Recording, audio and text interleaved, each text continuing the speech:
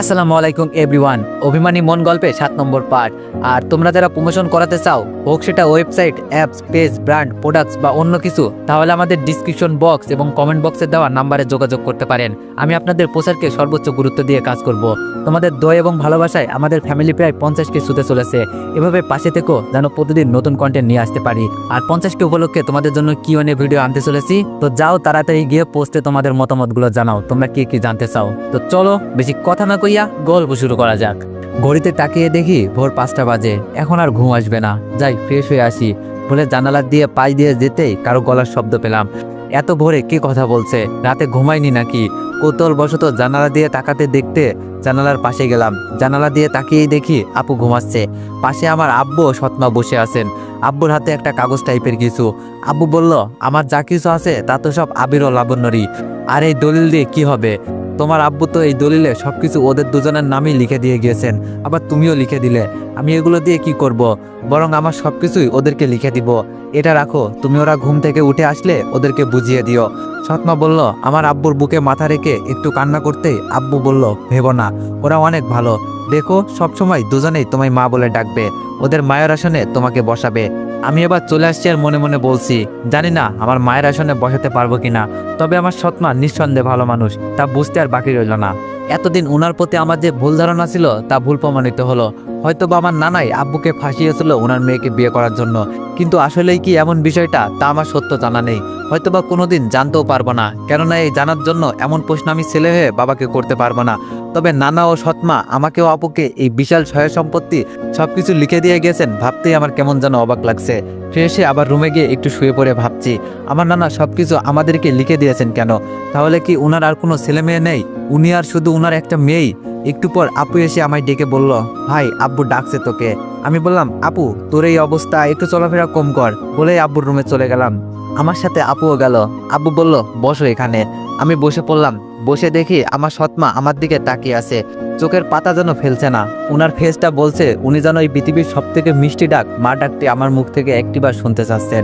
আব্বু বলল, শুনো আবির, তোমার নানার মৃত্যুর জন্য আমরা 4 দিনের দিন খাওয়া দাওয়ার আয়োজন করব, তাই তোমার সাথে আলোচনা করতে ডেকে পাঠিয়েছি। আমি বললাম, আচ্ছা আব্বু। এবার বুঝলাম আব্বু কেন কাল বাড়িতে না যেয়ে বলল আমাদের কিছু কাজ আছে। আমার সৎমা ওই রাতে কাগজটি আমায় বের করে দিল। আমি যদিও জানতাম এটা কিসের কাগজ আর কেনই বা দিল, তবুও জানতে চাইলাম এটা কিসের কাগজ। আমার সৎমা বললেন, আমার আব্বু মানে তোমার নানা, ওনার সব সম্পত্তি তোমাকেও তোমার আপুকে লিখে দিয়ে গেছেন এবং আমিও সব লিখে দিয়েছি। আজ থেকে এই সব সম্পত্তি তোমাদের। এই সব কিছুর দলিল এটা, বাবা নাও তুমি। আমার সৎমার কথাগুলো শুনে আমি বুঝছি না আমি এইসব স্বপ্ন দেখছি না তো, নাকি আসলেই বাস্তবেই কাল রাতে যা দেখছি আসলেই তা সত্যি। আমি বললাম, আমি এসব কেন নিব? এগুলো তো আমার বাবার না, মানুষের কোনো কিছুই তো আমি নিব না। আপু বলল, ভাই এগুলো কি বলছিস? মানুষের কেন হবে? এগুলো আমাদের মায়ের। উনি না হয় আমাদের পেটে ধারণ করেন নাই, তাই বলে কি উনি আমাদের মা নয়? শুধু পেটে ধরলেই কি মা হয়ে যায় ভাই? আপুর কথার উত্তর আমার কাছে নেই। তাছাড়া আপুর উপর আমি কোনোদিন কথাও বলি নাই, তাই আপুর কথায় আমি মাথাটা এবার নিচু করলাম। আব্বু কিছু বলছে না, কেননা আব্বুর বলার মতো এখানে কিছুই নেই। একটু পর মাথা তুলে সামনে তাকাতেই দেখি আমার সৎমা কান্না করছে এবং শাড়ির আঁচলটা দিয়ে চোখটা মুছছেন। সৎমা বললেন, বাবা আর যদি তোমাদের মা হয়ে এইগুলো তোমাদের দিতাম তাহলে তো অবশ্যই নিতে, তাই না? আসলে ডাক্তার আমায় বলেছিল আমি নাকি কোনোদিনও মা হতে পারবো না, তাই যেদিন থেকে জানতে পারি তোমার আব্বুর ছেলে ও মেয়ে রয়েছে, সেদিন থেকেই ভাবতাম আমি তাহলে তোমাদের পেটে না ধরেও মা হব, মা ডাকটা শুনতে পাবো, কিন্তু সেটা আমার ভাগ্যে নেই। আমি বললাম, কে বলেছেন নেই মা? আজ থেকে আমি তোমাকে মা ডাকবো।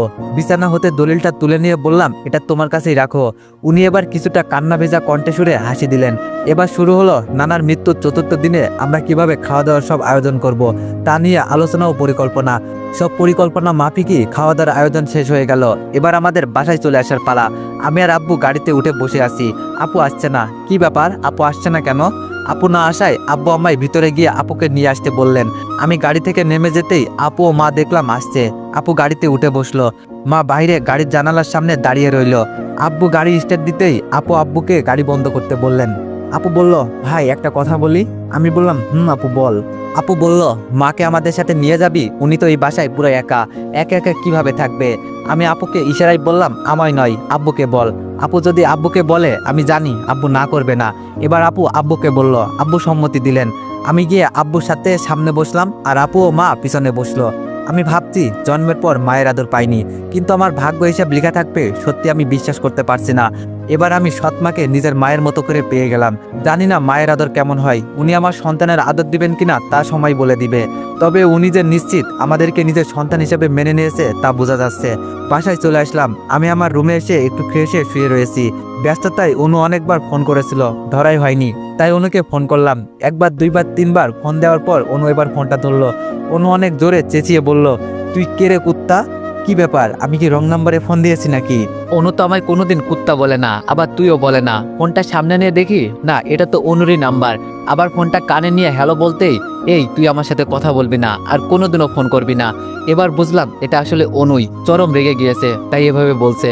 আমি বললাম, অনু আমার কথাটা তো শোনো আগে। অনু বলল, কিছু শোনার মতো নাই। বলেই অনু এবার শুরু করে দিল বাংলা মন্ত্র পড়া। আমি চুপ করে থাকলাম, কেননা আমার একবার হলেও উচিত ছিল অনুকে এইসব বলা। ওটা না 5 মিনিট আমায় মন্ত্র শোনালো বাংলা ভাষায়। আমি বললাম, শেষ হয়েছে তোমার এবার, আমি কিছু বলতে চাই। অনু চুপ করায় বুঝলাম ওর মন্ত্র শোনানো শেষ। আমি বললাম, আমার নানা মারা গিয়েছে, ওনার বাসায় গিয়েছিলাম, তাই ফোনটা ধরা হয়নি। অনু বলল, ও সরি, আমি আসলে বুঝি নাই আবির, আমায় মাফ করে দিও। আমি বললাম, ইটস ওকে। মনে মনে বলছি, গরু মেরে জুতা দান করেছে। তবে অনু তুমি থেকে তুই বলাই বেশ মজা পাইছি, ভালোই লাগছিল। ওকে তুই করেই বলতে বললাম। অনু বলল, আগামী কাল থেকে কলেজ খুলবে, আর রেজাল্টও এই সপ্তাহে দিয়ে দিবে। কলেজে যাবি? আমি বললাম, না তুই যা, আমি 1-2 সপ্তাহের মতো কলেজে যাব না, কিছু কাজ আছে, শেষ হলে তবে যাব।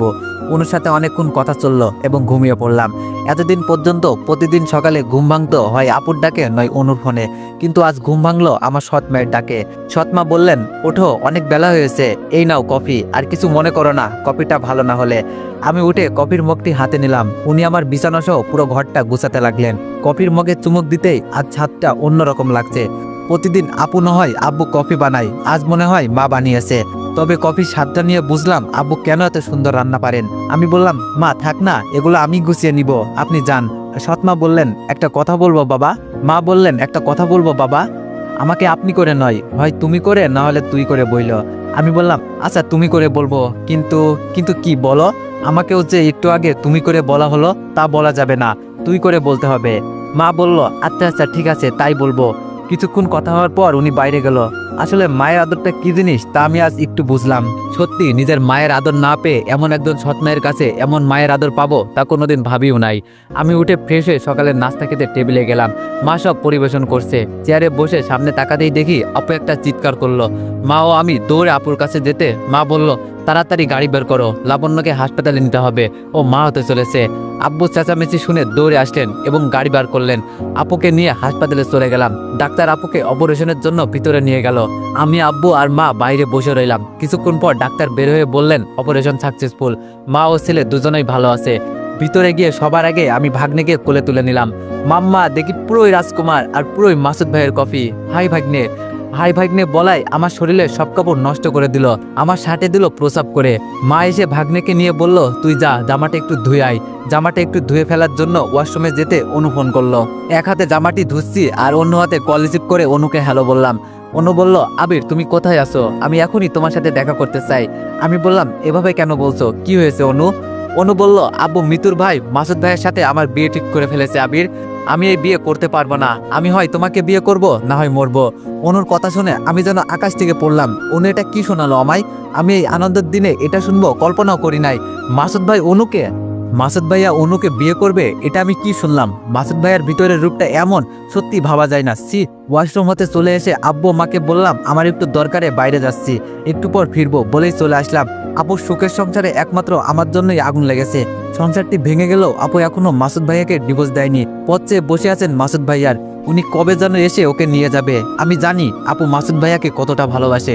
মাসুদ ভাইয়ার থেকে আপু দূরে আছে ঠিকই, কিন্তু আমার মনে হয় না মাসুদ ভাইয়ার প্রতি আপুর ভালোবাসা একটুও কমে গিয়েছে। বরং আজও দেখি আপু মাঝে মাঝে ওনার জন্য কাঁদে। আজ যদি মাসুদ ভাইয়া অনুকে বিয়ে করে নেয়, আপু তাহলে সত্যি পাগল হয়ে যাবে। আপু এই কষ্ট কিছুতেই সহ্য করতে পারবে না। না, এ হতে পারে না। আমার জীবন থাকতে আমি এটা হতে দিব না। প্রয়োজনে মৃত্যুর পা ধরবো, ও যেন মাসুদ ভাইয়াকে সব সত্যি খুলে বলে, তবু আমি এটা হতে দিব না। অনুকে ফোন করে আসতে বললাম। আমি হন্য হয়ে দৌড়ে গেলাম। অনু দেখি আমার আগে গিয়ে বসে থেকে বাদাম খাচ্ছে। আমি বললাম, অনু তুমি ফোন করে এগুলো কি বললে, তা কি আসলে সত্যি? অনু বলল, সত্যি। আমি বললাম, না, এ হতে পারে না, এটা কোনোদিনও হতে পারে না। তুমি মাসুদ ভাইয়াকে কোনোদিনও বিয়ে করতে পারো না। আমি তোমায় মাসুদ ভাইকে বিয়ে করতে দিব না, কোনোদিনও না। অনু কিছু না বলে একটা মুচকি হাসি দিল। অনু হাসছে কেন আমি বুঝলাম না, অবাক হয়ে ওর দিকে তাকালাম। অনু এবার বলল, এত ভালোবাসা আমায় এতদিন বলো নাই যে? আমি জানতাম তুমি আমাকে ভালোবাসো, তাই আজ পরীক্ষা করতেই আমি এসব বলেছি। আমি কেন মাসুদ ভাইয়াকে বিয়ে করতে যাব? আবির প্লিজ, আমি চাই তুমি এই 3টি ওয়ার্ড সর্বপ্রথম তোমার মুখ দিয়ে আমাকে বলো, বলো প্লিজ। আমি আর নিজেকে সামলাতে পারলাম না, পরপর অনুর গালে 2টা থাপ্পড় বসিয়ে দিলাম। আমি বললাম, ভালোবাসা কখনো পরীক্ষা দিয়ে হয় না, কাউকে বিশ্বাস করতে হলে তার বিশ্বাসকে ভরসা করতে হয়। ভালোবাসার পরীক্ষা নেওয়ার জন্য তুমি এতটা নিচ হবে এমন উপায় বেছে নিবে? কি অনু, আমার ভাবতেও অবাক লাগছে। আমি বললাম, সেই এইটুকু থেকে আপু আমায় কোলে পিঠে বাবা মায়ের আদরে বড় করেছে, আর তুমি কিনা পরীক্ষা হিসেবে আমার আপুর ভালোবাসাটাকেই বেছে নিলে। আর শুনে রাখো, মাসুদ ভাইয়ের সাথে তোমার বিয়ে হতে পারে না। এই কথাটা তোমাকে ভালোবেসে নয়, আমার আপুর সংসার আর তার সন্তানের ভবিষ্যতের কথা মাথায় রেখে বলছি। আমি তোমায় ভালোবাসি না, তোমার মতো মেয়েকে ভালোবাসাও পাপ। আমার রাস্তায় আর কোনোদিন তুমি আসবে না বলে আমি বাসায় চলে আসলাম। আসলে মেয়েরা যে নিজেদের কিভাবে এতটা নিজ মনোভাব হবে অনুর ভাবি নাই। বাসায় এসে দেখি হাসপাতাল হতে বাসায় এখনো কেউ ফেরে নাই। আমি বিছানায় গিয়ে শুয়ে রইলাম। একটু পর সবাই আসলো। আমি গিয়ে আমার ভাগ্নেকে কোলে তুলে নিলাম, আদর করতে লাগলাম। অনেক কিউট ও মায়াবী আমার ভাগ্নে। 1 সপ্তাহ পার হয়ে গেল, অনু একটু বারের জন্য আমাকে ফোন করলো না। আমিও ওকে ফোন করিনি, হয়তো কোনোদিনও দিবও না। একদিন আব্বুকে ডেকে বললাম, আব্বু, আমাদের এই সম্পদ আছে বলে আমরা এভাবে বসে থাকলে একসময় সবটা ফুরিয়ে যাবে, তাই আমি আর লেখাপড়া করব না, এবার বিজনেসের জগতে পা রাখবো। আব্বু আমাকে বলল, আচ্ছা ঠিক আছে। পুরনো ছোট্ট ওয়ার্কশপটি বৃহত্তরে পরিণত করলাম। যেই গার্মেন্টসে আমার আপু কাজ করতো ওই গার্মেন্টসটাকে কিনে বসলাম। মাঝখানে মায়ের সাথে কিছু মনোমালিন্য হলেও অবশেষে আমি রাজি হয়ে গেলাম সবার ইচ্ছায়। একদিন মা বলে বসলো, বাবা, এই বাসা তো আমরা পরিবর্তন করতে পারি, তোমার নানার বাসাটিতে কেউ নেই, খালি পড়ে আছে, আমরা তো ওখানে থাকতেই পারি। সবাই ওই বাসায় থাকলেও আমি থাকতে পারবো না, আমি তা মাকে সাপ সাপ করে বলে দিলাম। এই নিয়ে মায়ের সাথে মূলত কিছুটা মনোমালিন্য হয়, কিন্তু আজ আমিও রাজি হয়ে গেলাম।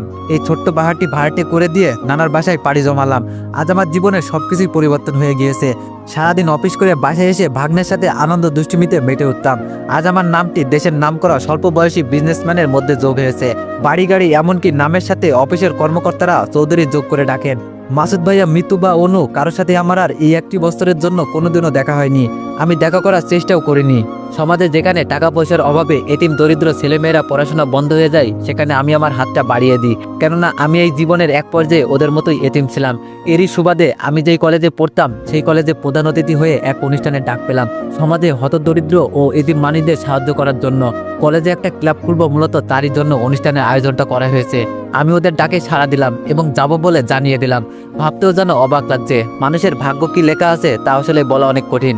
আজ যে কলেজে পড়তাম একসময় সেই কলেজের এক অনুষ্ঠানে আমি প্রধান অতিথি হয়ে যাচ্ছি। আমার ভাগ্নেকে সাথে নিয়ে যাব বলে ভাবলাম। এই 1 বছরে যতটা পরিবর্তন হয়েছি সব পরিবর্তন বদলিয়ে আগের মতো এতিম ও গরিব বেশ ধরলাম। আমার ভাগ্নেকে কোলে নিয়ে ভাড়ায় চালিত গাড়ি করে অনুষ্ঠানে প্রধান অতিথি হয়ে গেলাম। একটু সামনে গিয়ে চেয়ারে বসে ভাগ্নেকে নিয়ে বসে বাদাম খাচ্ছি আর এদিক ওদিক তাকাচ্ছি, কেননা আমি অনার্স 2য় বর্ষে ওঠার পর পড়ালেখা বাদ দিয়েছি। আর সেই হিসাবে অনুর এখন 3য় বর্ষে পড়ালেখা করার কথা, কিন্তু অনুকে দেখছি না। আমার পাশে বসে থাকা 2 ভদ্রলোক গল্প করছিল। প্রিন্সিপাল স্যারকে কতবার বললাম আবির চৌধুরীর মতো মানুষকে এই অনুষ্ঠানে প্রধান অতিথি না করতে, উনি শুনলেনই না আমাদের কথা। ওনার মতো মানুষ কি এই অনুষ্ঠানে আসবেন নাকি, এবং এই ক্লাবে কি স্পন্সর করবেন কখনো? কখনোই করবেন না। এবার বুঝুক ঠেলা, অনুষ্ঠানের আয়োজন সব লক্ষ্যটাই বৃথা গেল। মাঝখান থেকে শুধু শুধু এতগুলো টাকা নষ্ট হয়ে গেল। আর মাত্র 5 মিনিট সময় অনুষ্ঠান বাকি, এখনো প্রধান অতিথি আবির চৌধুরী আসে নাই। ফোন দিলে ফোন বন্ধ দেখাচ্ছে। আসলে সবার কি প্রতিক্রিয়া আমার বিষয়ে সেটা শুনতেই আমি এভাবে এখানে উপস্থিত হয়েছি। অনুষ্ঠান শুরু হয়ে গেল। 2 টিমে স্টেজে উঠলো। দেখতে দুইজনকেই বেশ সুন্দর লাগছে। ওরা মাউথ স্পিকার নিয়ে বলল, আজকে এই অনুষ্ঠানটি আমরা 2 জন উপস্থাপনা করছি, আমি অনু আর আমি মিতু। তার মানে এরা 2 জনই অনু আর মিতু। আরে বাহ, মেকআপে দেখছি 2 জনকে চিনতেই পারি নাই। অনুষ্ঠান শুরু হয়ে গেল। মামা ভাগ্নে বসে অনুষ্ঠান উপভোগ করতে লাগলাম। একটু পর আমার ভাগ্নে কান্না করছিল, তাই পাশে বসে থাকা ওই ভদ্রলোক স্যার 2 জন বলে বসলো, এইটুকু বাচ্চা নিয়ে কি অনুষ্ঠান দেখতে আসে? নিজেও দেখবে না, আবার আমাদেরকেও দেখতে দিবে না। এক স্যার বলল, কি ব্যাপার, তোমাকে এই কলেজেরই ছাত্র মনে হচ্ছে, তুমি আবির না? আমি বললাম, স্যার আমি আবির। স্যার বলল, ও পড়াশোনা বাদ দিলে যে, আর এই বাচ্চাটা কার? আমি বললাম, এমনি স্যার, আর ও আমার ভাগ্নে। স্যার বলল, ও তো বলো এখন কি করো, ব্যবসা ট্যাবসা নাকি জব করো? আমি কিছু বলতে যেতে আমার ভাগ্নে আমার কান্না শুরু করে দিল। আমার আর কিছু বলা হলো না। আবার ওনারাও একটু পর উঠে গেলেন। অনুষ্ঠান প্রায় শেষ।